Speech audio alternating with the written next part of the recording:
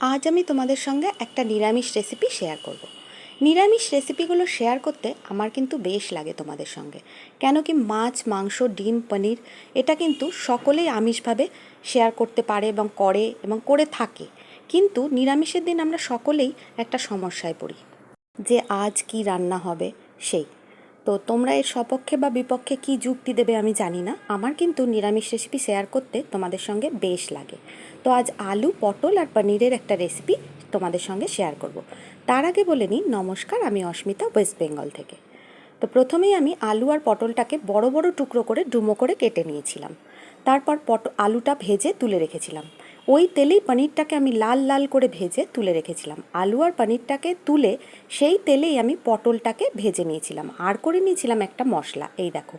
এর মধ্যে আছে কাজু, কিশমিশ, জিরে, আদা, ধনে আর হচ্ছে একটা হাফ টমেটো আর লাল কাঁচা লঙ্কা। আমি তো রান্নায় সব সময় কাঁচা লঙ্কা ইউজ করি, শুকনো লঙ্কা আমি ইউজ করি না, তোমরা জানো। এই দেখো, পটলটাকে একেবারে লাল লাল করে ভেজে নিতে হবে, জানো তো। পটলটা লাল লাল করে ভাজা হয়ে গেলে যে মশলাটা আমি বানালাম পেস্টটা, সেটাই এর মধ্যে বড় বড় 2 টেবিল চামচ দিয়ে দিতে হবে। আমার পরিমাণটা সবজির একটু বেশি ছিল, তোমরা পরিমাণ অনুযায়ী 1 চামচ 2 চামচ যেমন পারো করে নেবে।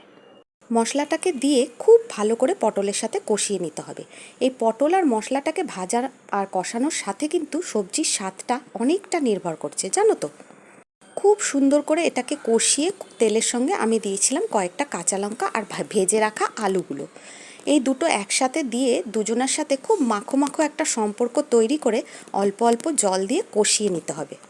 অল্প অল্প জল দিয়ে 5 থেকে 7 মিনিট মতো কষিয়ে তার মধ্যে আমি দিয়ে দিয়েছিলাম একটু নুন আর হলুদ প্রয়োজন মতো, আর সঙ্গে দিয়েছিলাম একটু চিনি। একটু মিষ্টি মিষ্টি কিন্তু করতে হবে, যেহেতু এটা নিরামিষ রেসিপি। এটা তোমার লুচি, পরোটা সব কিছুর সাথে কিন্তু ভালো লাগবে।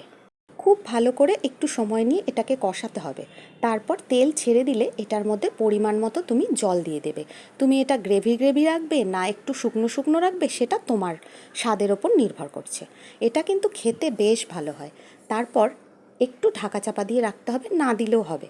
গ্যাসের ফ্লেমটা এই সময় মিডিয়াম টু লোতে রাখবে। এই দেখো, এই রকম ফুটে উঠলে আমি এর মধ্যে দিয়ে দিয়েছিলাম ভেজে রাখা পনিরগুলো দিয়ে খুব সুন্দর করে এটার সঙ্গে একসঙ্গে মিশিয়ে আবার 5 মিনিট মতো ঢাকা দিয়েছিলাম আমি। তারপর এরকম করে ফুটে উঠলে আমি দিয়েছিলাম এর মধ্যে একটু ভাজা মশলা আর পরিমাণ মতো একটু ঘি। এই দেখো, ভাজা মশলা দিয়েছিলাম আর দিয়েছিলাম 1 চামচ গাওয়া ঘি এর সঙ্গে। তবে এই সময়টা একটু গোলমরিচ গুঁড়োও তুমি দিতে পারো, আমরা একটু কম ঝাল খাই সেই জন্য আর দিইনি। তারপর ফুটে উঠলেই কিন্তু এক্কেবারে রেডি। 5 মিনিট রেখে দেবে গ্যাসের ওপর স্ট্যান্ডিং টাইমে, ব্যাস এটা কিন্তু এক্কেবারে রেডি। খেতে কিন্তু এটা সত্যি খুব ভালো হয়। আমি পনির ভালোবাসি বলে বলছি না, এটা নিরামিষের দিনে একটা খুব সুন্দর রেসিপি হয়। এই দেখো এর ফাইনাল লুক। রেসিপিটা কেমন লাগলো আমাকে কমেন্টে অবশ্যই জানিও কিন্তু বন্ধুরা। আজকে জন্মাষ্টমীর দিন এই রেসিপিটা কিন্তু সত্যিই তোমাদের খুব কাজে আসবে, আমার মনে হয় এটা। Thank you. একটা কথা তোমাদেরকে বলি, তো ভিডিওটা যদি তোমাদের ভালো লাগে প্রথমে, তবেই তোমরা দেখতে ইচ্ছে হয়, তবেই তোমরা সেটা ক্লিক করবে। না ভালো লাগলে স্কিপ করে চলে যাবে, আর একটু বেশি ভালো লাগলে একটা শেয়ার।